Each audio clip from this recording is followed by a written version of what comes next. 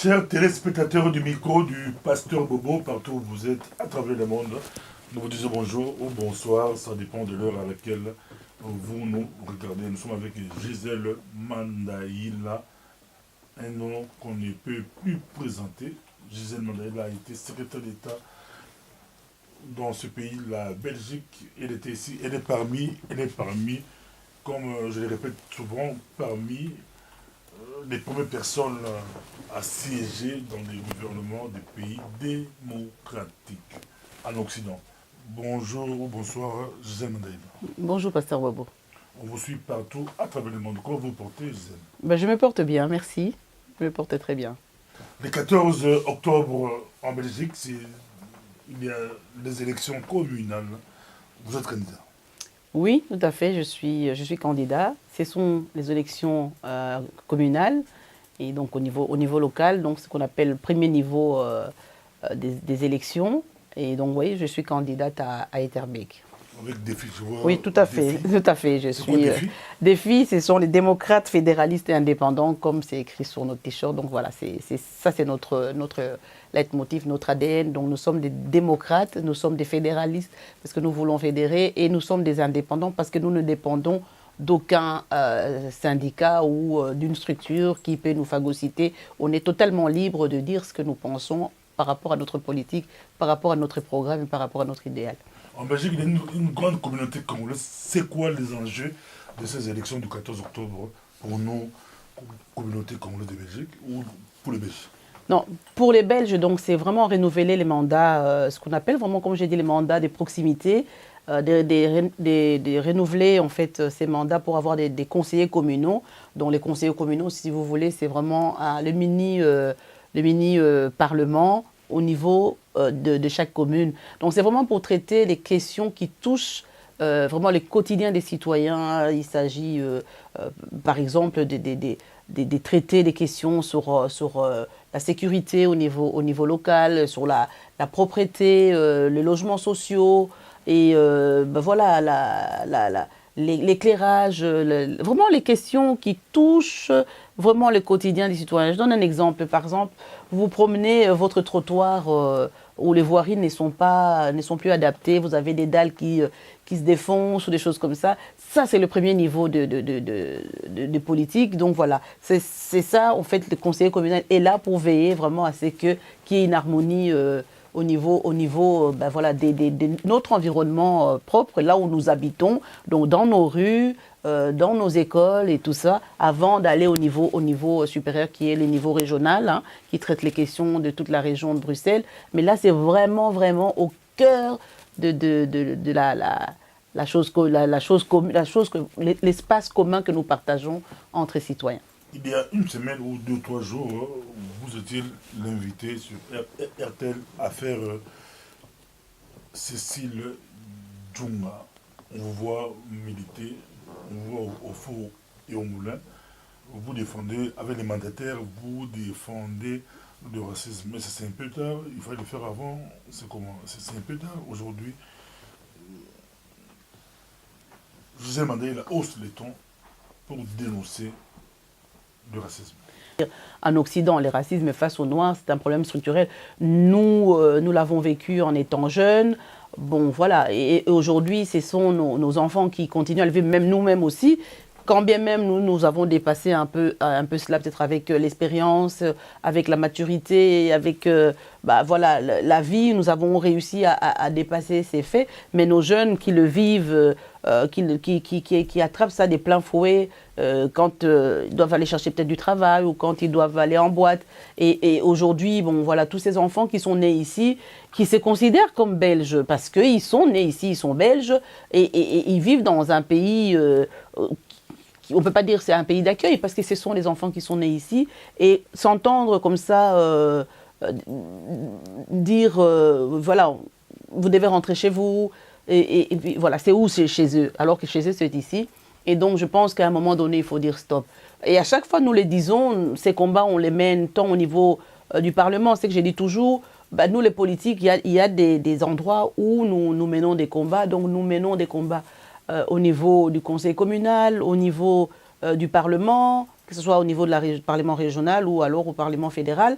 Et peut-être que c'est ça que vous avez l'impression que non, c'est seulement maintenant qu'on hausse le ton. Non. À un moment donné, quand il y a une recrudescence comme ça, quand il y a des faits qui sont avérés, comme les faits des People Cop, les faits qui sont passés encore à la gare d'Arscott et aujourd'hui Cécile Djonga, donc, et alors et aussi dans les stades, hein, quand on insulte les joueurs belges d'origine africaine, je crois qu'à un moment donné, il faut dire stop, il faut se lever et sensibiliser davantage le monde politique pour qu'ils mettent en place réellement des mesures des mesures concrètes qui arrivent à lutter contre ces actes de racisme qui sont intolérables. Et donc nous sommes levés avec les mandataires d'origine étrangère. Donc il y avait tant les mandataires d'origine maghrébine, des Turcs, d'origine hongroise, comment dire, latino. Donc on était tous là, de tous les partis confondus.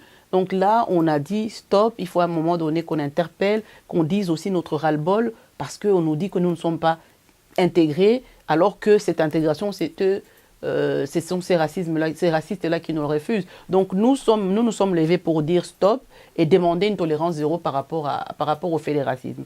Pourquoi tolérance zéro?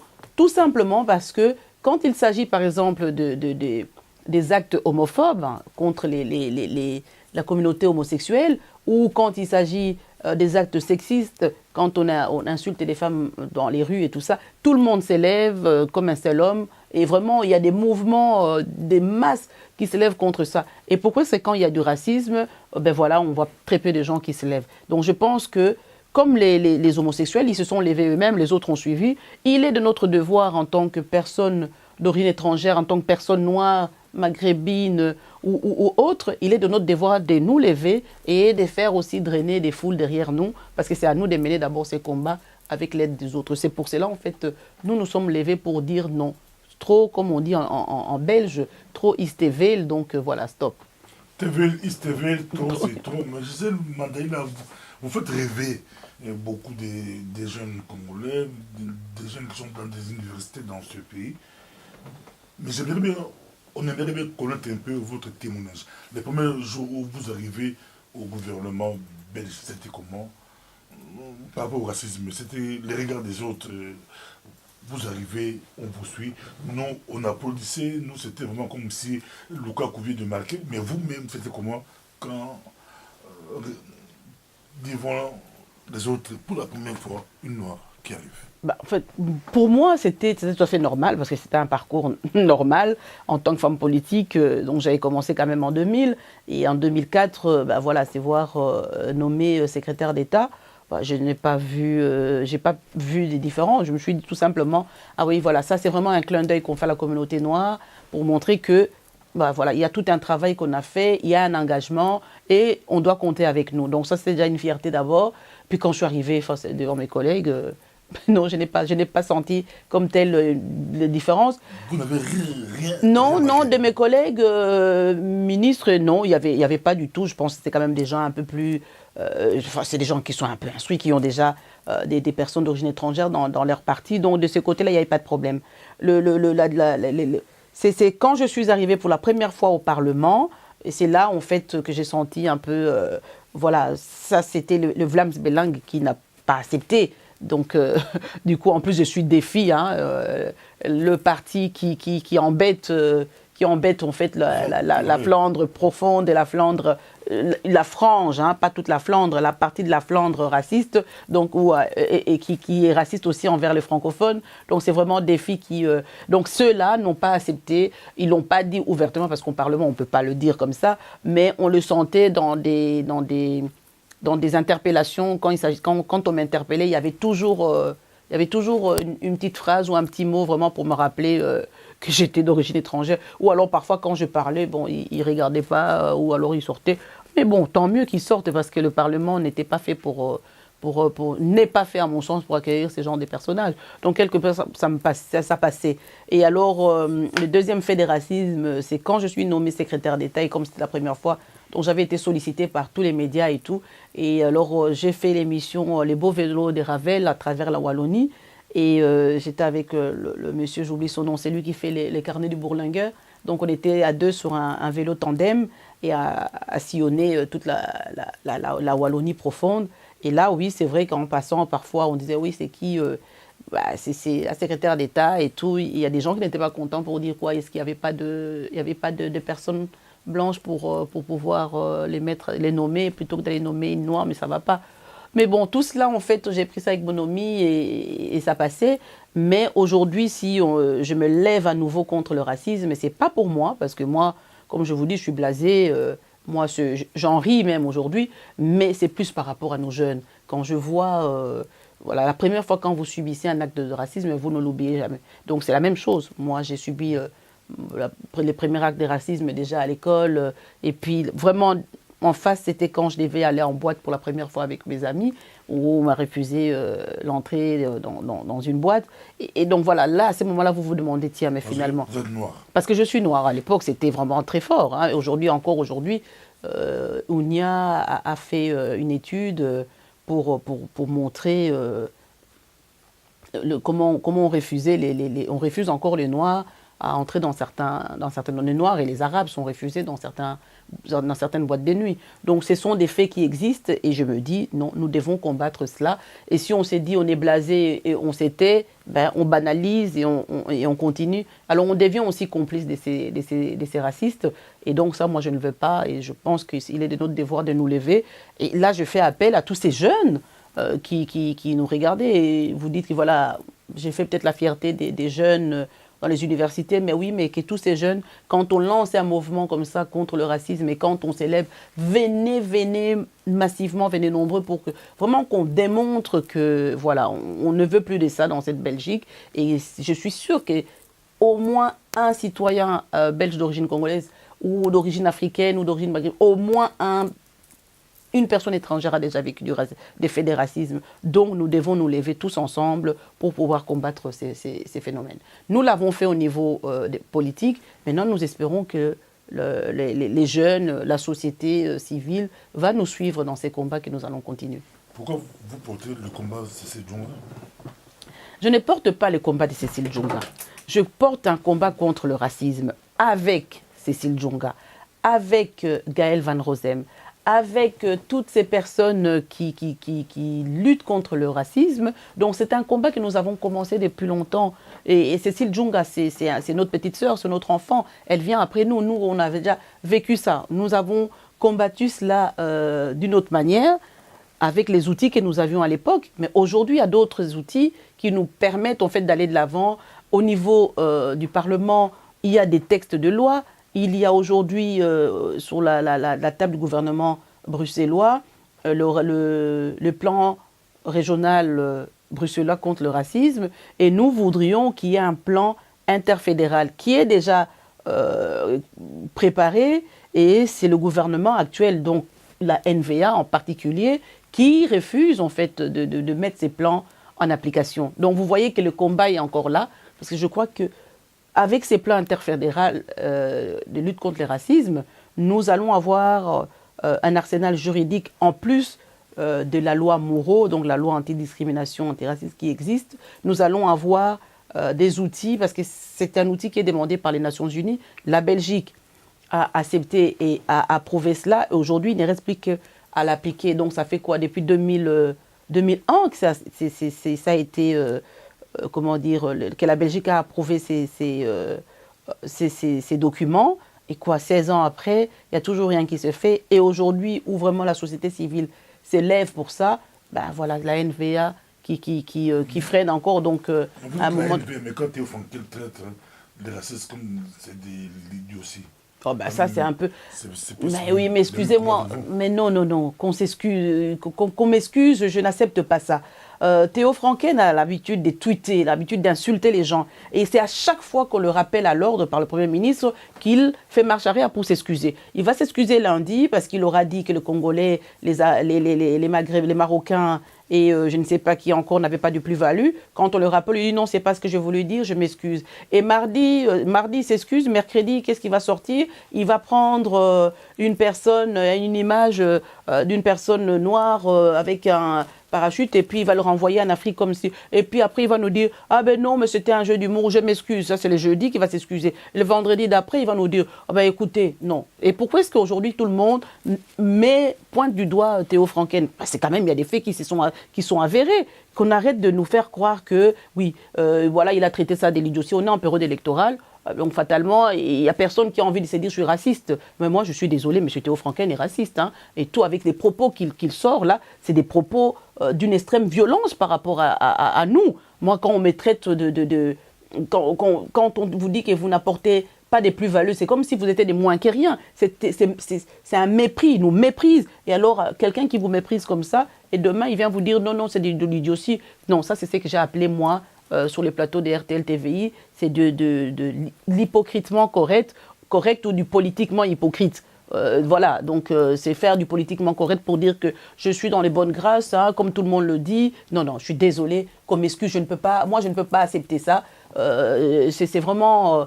je ne peux pas dire les mots que les jeunes disent hein, par rapport à ce genre de choses. Mais c'est vraiment, non, ça c'est vraiment nous prendre pour des imbéciles. Je suis désolé. Nous vous rappelons que le 14 octobre, il faut voter Gisèle Mandaïla, c'est à Etterbeek. C'est Etterbeek, je suis deuxième sur la liste des filles. Gisèle Mandaïla, deuxième sur la liste des filles.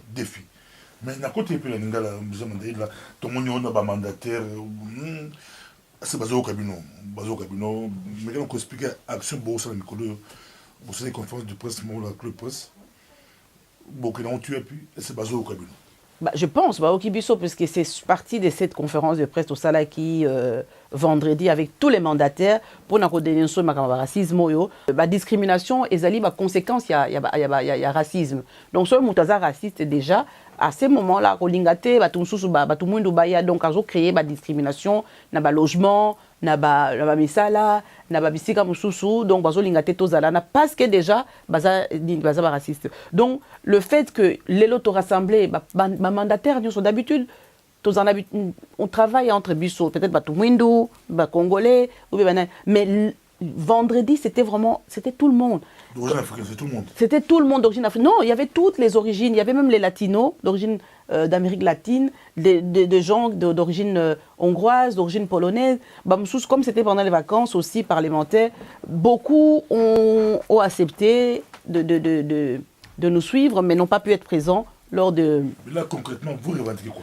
Non, ici, nous revendiquons tout simplement, nous ne revendiquons pas. Nous avons des propositions que nous avons mises sur la table, c'est-à-dire la tolérance zéro par rapport au racisme. On ne veut plus que, quand il y a un acte de racisme, qu'on dise, voilà, comme Madame Zoual Ozdemir, la ministre de l'égalité des chances du fédéral, qui est NVA, qui dit, voilà, face à ces jeunes-là qui ont commis... qui ont perpétré des insultes à caractère raciste en disant les mains coupées, le Congo est à nous, et qui ont bousculé ces deux jeunes filles à ces festivals-là des Puckle Pop Cop, qui dit que non, voilà, moi ces jeunes-là, il faut les excuser, parce que d'abord ils sont jeunes, et puis ils ont bu, et puis alors, on a retenu d'abord qu'on a musée à Tervuren, est-ce que ceux qui ont musée à Tervuren entre Bissau? Donc, qu'on a musée à Tervuren, on va changer de vision à Bango par rapport à ça. Quelle est la vision européenne? Ça va on amuser à intervenir en tant que visitant. Ne va-t-on pas faire encore l'apologie du colonialisme par rapport aux Africains? Donc, on renforcer plutôt une vision par rapport à Congo et tout par rapport à Batumwindo. Alors moi, ce genre de soi-disant punition gentille et tout, je suis désolée, ça n'aide pas. Tolérance zéro pour les lots, aux filles homosexuelles, aux filles lesbiennes, ceux qui ont et que ça preuve mais aux amende d'aminer aux gens risquent même prison. Pourquoi ce mutafingi ce mutu mwindu ba acte wa les encore et tout allez batinda bon ba musée va que l'hôtel va musée puis bo excuser bango pour bazaki ba jeune à partir du moment où tolobani so mutalo belelo na sa kwiti c'est ka yaza kanela au kalati donc ayeba ki libayeba il kamba au sala et puis on vient cacher ça sur la forme des babelé masanga. Non, je crois que c'est maintenant là nous devons pas accepter ce genre de choses. Donc tolérance zéro par rapport à Actuana, comme tolérance zéro pour na soro fingi ba juif, soro fingi ba homosexuel ou bien soro sali ba acte ni yamabe par rapport à balabasi. Donc tolérance zéro, ça c'est la première chose que nous demandons. Deuxième chose, nani nona tozo senga que là, on embraye un peu. C'est un combat que nous avons mené depuis longtemps et que les jeunes de mémoire coloniale reprennent et portent le flambeau aujourd'hui après nous, parce que c'était déjà un combat qu'on avait initié à l'époque, déjà depuis des années 2000. C'est de demander qu'aujourd'hui, dans les parcours scolaires, qu'on inscrive l'histoire des parcours migratoires. Bah, migration, et qu'on valorise en fait la diversité et la migration. Et la migration maghrébine, bah, qui kotonga ba métro, oh, tout ça nango lelo, tout ça bandi bazala kité, ba métro nyo surtout linga kotonga maté. La même les mêmes migration italienne qui commence à être valorisée seulement maintenant par rapport au travail ça na mine, ba tebele ba kufa ba mine wana et puis na ba maladie ba joie ba cancer pona. Donc il faut valoriser ba nini wana. Lelo aujourd'hui Bisso nini le Congo, c'est grâce quand même au Congo que la Belgique et ce qu'elle est aujourd'hui sur les plans de l'infrastructure et tout ça. Donc il faut valoriser tout cela et c'est ce que nous demandons qu'on inscrive ça dans le parcours scolaire. Et deuxièmement, qu'on enseigne au-delà du parcours migratoire, de l'histoire du parcours migratoire, toujours c'est un peu qui n'a pas école, qu'on sensibiliser par rapport, il y a acte à racisme, mais par rapport à la discrimination, il y a diversité.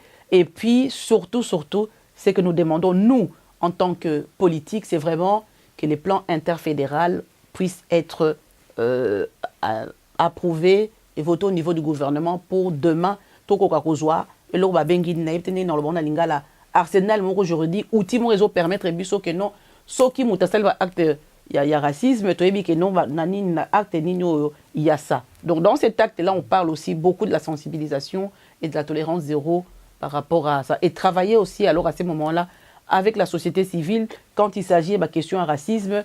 Mais bon, ben après tout le monde espère, tout le monde bazaliwana, pour qu'on travaille ensemble, non pas bango non, c'est comme ça entre bango mindel ou bien entre, mais quand ça fait tout sous la carte, il y a plein wana pour travailler. Donc c'est vraiment ce que nous demandons. Nous attendons que les élections se passent parce que tous les sont dans la campagne électorale, il nous reste 30 jours. Tous les élections et les cas. Et alors, à ces moments-là, nous allons prendre rendez-vous pour aller voir le Premier ministre pour que ces plans-là, en tout cas, les leviers qu'ils ont au niveau fédéral, et qu'on puisse s'actionner pour tout lutter contre le racisme. Mais nous n'allons pas laisser comme ça.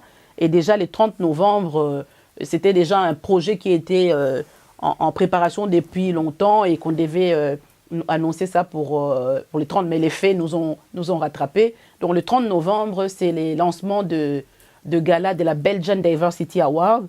Ce sont les awards qui récompensent en fait les institutions, le monde politique, la société civile, les personnes qui ont vraiment mis en avant en fait la diversité, qui ont pratiqué la diversité, qui ont fait la lutte contre le racisme. Ça sera le 30 novembre. Ben, je reviendrai ici pour donner plus de détails par rapport à ça. Donc ces awards sont lancés par l'association United Color of Belgium, donc l'union de couleurs de la Belgique. Voilà, c'est ça en fait.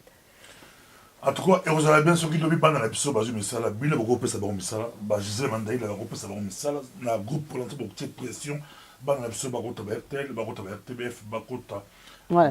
C'est vrai que dans notre revendication, c'était aussi ça, c'était de demander aux médias aussi une certaine ouverture par rapport à la diversité, un peu comme ce qui s'est fait aux États-Unis. Aux États-Unis, il y a un quota et tout. Oui, je crois qu'à un moment donné, ben, nous avons des jeunes enfants qui sortent de l'école de journalisme de l'ULB, mais c'est rare, bazana na RTL, bazana na média, donc ce serait aussi d'avoir un quota, voilà, de diversité. Bien sûr, on a compétence, c'est pour diversité, pas n'importe qui. Oui, on a lobby donc. Non, non, parce que. Non. Mais non, Papa Bobo. Tu sais, on a commencé un travail. C'est ça que je vous dis toujours. Dans les années 80, quand nous on était ici, on n'avait pas, même pas le 1/10 des mesures qui sont mises en place aujourd'hui. On n'en avait pas. Et on est en train de se battre. Je vous donne l'exemple tout simplement des femmes. Le vote le quota des femmes ou la parité, comme on appelle ça ici, c'est quelque chose qui date d'il y a 10 ans. Et pourtant, c'est Mindele Bazan dans la politique depuis combien d'années? Donc c'est un combat qui doit aller crescendo, mais qui doit aller sûrement et fermement. Mais comme j'explique souvent aussi, Panabuso, la clé, oui, nous y travaillons. Ce qu'on a ici, quand nous allons aller chez le Premier ministre, moi ce que je souhaiterais, si tous les mandataires y vont, Mais j'aimerais bien que on peut passer, vous demandez à vous de faire la publicité. J'aimerais bien avoir une centaine de jeunes qui soient là dehors. Bah, ça la pression.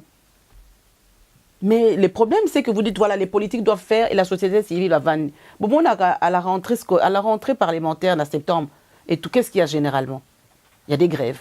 Les syndicats va préparer, donc déjà kuna, va bloquer.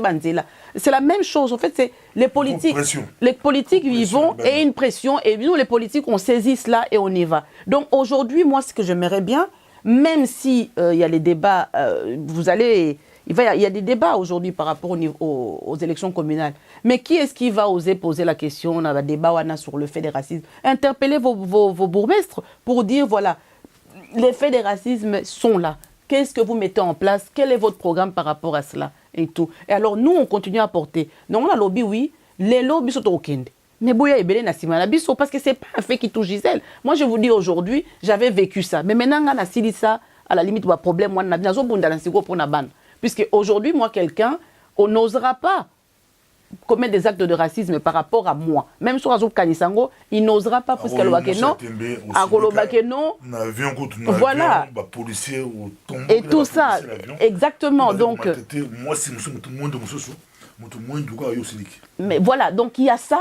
Donc, Bako Salanga, il sous de dire que non, ceux qui ont bengi pour un logement, va pimer un logement, non. Ceux qui ont bengi pour un moussala et tout ça, il y a peut-être un moussala par rapport au niveau de compétence parce qu'on nous dit qu'on est surqualifié, oui, mais jamais ça va être parce que vous comprenez? Donc, ce combat que je mène aujourd'hui, ce n'est pas un combat pour Gisèle, c'est un combat que je mène pour demain, c'est un combat que je mène pour mon fils, c'est un combat que je mène pour les enfants, de nos enfants, nos petits frères, lobby, problème, les choses qui moi, ici, qui vous parle, pour Moussa Nangali Bosso, alors que j'étais déjà gradué,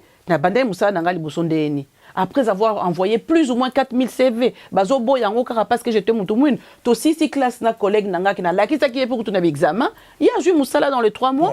Moi, à Mundela, joué Moussala dans les 3 mois, Ngai, Bazobo. Et jusqu'à ce qu'il y en a un qui a eu le courage de me dire, non, madame, je vois ni CV, on a mon Nindengoza, donc mais malheureusement, nazo luka ba agents commerciaux il faut que nos démarcher ba nini ba client na ba olingate poza moto mwindo mais so nazaki na musala par exemple na entreprise na back office na nga na joyo parce que ça na profil mais les problèmes musala poste tozo luka et ça il faut que ndeko démarcher bato ba mindele ba olingate et je peux pas fermer ma boîte pour na moto moko. La personne a été sincère, je l'ai même remercié, ça m'a fait tilt. Je me suis dit ah non moi je reste plus comme ça. Il faut na côté ici va changer ma cam. C'est comme ça que moi je me suis engagé aussi plus ou moins en politique. C'était par rapport à ça aussi. Et puis au-delà de ça, comme je dis, donc voilà, moi je donne mes exemples là, mais je me dis que non, il faut ôter les mains pour que ma cam ait changé. Et qu'on change les lotés, et qu'on change le lobby. Quand moi j'étais ici en Belgique, quand j'ai fini mes études, combien de personnes, pasteur Bobo, tout ça qui n'a pas autant na grande sœur et tout tambola est-ce qu'on doit tout le monde na poste. Donc mais cette loi là nous l'avons travaillée et je peux dire aujourd'hui il faut quand même rendre hommage à qui de droit na bato au travail na bango na ba maman Guylaine Molay. Nous y avons travaillé pour dire que non, il faut tout le monde investir na fonction na fonction publique. Au début c'était non et puis après non. On va la carte à 5 ans, mais c'est un combat qu'on a mené ensemble. Et Bertin, je pense quand même que dans la communauté, la personne qui avait abordé cette question, quand même, elle n'était pas dans le Parlement, Zaki Guylaine Molay. Et puis, nous autres, nous avons pris ça, nous avons suivi, et chacun de nous, et Sika Yazalaki Guylaine était dans un cabinet d'un ministre. Et donc, c'est là où elle a dit non, il faut les cas. Tu vois? Et nous tous, nous avons saisi ça, Bertin, Gisèle, et tous les... En marketing, je commençais à classer des papiers. Et puis, au fur et à mesure, où ça va classement de papier et tout, en discutant avec des collègues et tout ça, on a un diplôme, et puis un poste qui s'est libéré. J'ai eu un très bon chef comptable qui a dit non, voilà, au lieu de classer le papier, tu travailles maintenant comme comptable dans le département fournisseur. Et c'est comme ça que moi, j'ai commencé à travailler, en travaillant avec... au niveau comptable alors que j'étais marketeur des formations. Et donc voilà, et c'est ça, Et ça, c'est rencontrer une personne qui vous donne la chance et vous battez pour ça. Et moi, je ne veux plus que non. Bah, on a bisolo, bien ça, un diplôme, je sais pas, il y a ingénieur, il y a il y a mécanicien. Oh, il y a mécanicien, on sait mécanicien. Mais aux ingénieurs, on ne peut pas te demander de faire un travail de mécanicien parce qu'on ne veut pas te reconnaître. Ou alors, avant, Jean Moussala Wana, il faut, je ne sais pas, c'est voter à 10 000 CV alors que tu as le profil, tu as fait une distinction à l'université, on ne te prend pas. Non. Donc voilà, moi je ne veux plus que on soit vivre un combat. C'est pour cela aujourd'hui, je me bats. Non pas le combat de Cécile, mais c'est le combat de nous tous. C'est le combat de nous tous. Et que Merci beaucoup, José Madeleine. Tu as dit que c'est un combat pesant. Ban Interbec, Bobo sur l'entrée d'Interbec. Nous sommes Interbec, le 14, tout voté.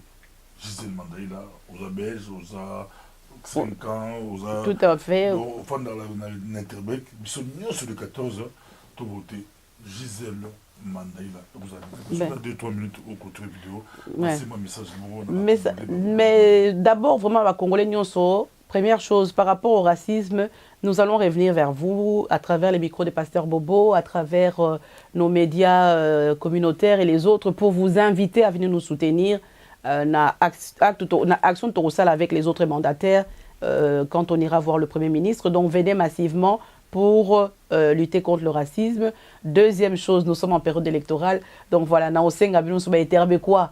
Na bonyo surtout boye bi bandeko na biso boye bo o boye bi bandeko na biso suba zana eterbe boye bi sabango ba pesa biso ba pesa nga ba voix parce que je pense que c'est important, comme je ne cesse de dire, tous à la kawana pour nous porter le combat où on est modèle, le combat la lutte contre le racisme, la discrimination, et puis ne fût-ce que même il y a coupé sa une information dans ma cambozo le canal 4 ya commune, donc ça là vraiment effort, il y a coupé sa il y a coupé sanga ba voix parce que moi c'est sûr je siégerai sur que l'équipe n'a pas siégé, donc il y a un nazo senga no coupé sanga ba voix ba o baza la possibilité il y a cocha affiche dans la fenêtre na bango ba eterbe quoi ou va dans la rez-de-chaussée na premier étage ou il y a des voisins ou voisine moi ko cocha ba affiche na ngai bo hésiter bo benganga comme ça bo pesa ngai nini tant na pesa no nini bona ko pesa numéro de téléphone nanga 0485 027 224 0485 027 224 bo benganga po bisanga bon maman Gisèle na fenêtre mon ko ya o tchaba fiche et pas ngai, ça me fera plaisir et ça sera pour votre service aussi. Merci.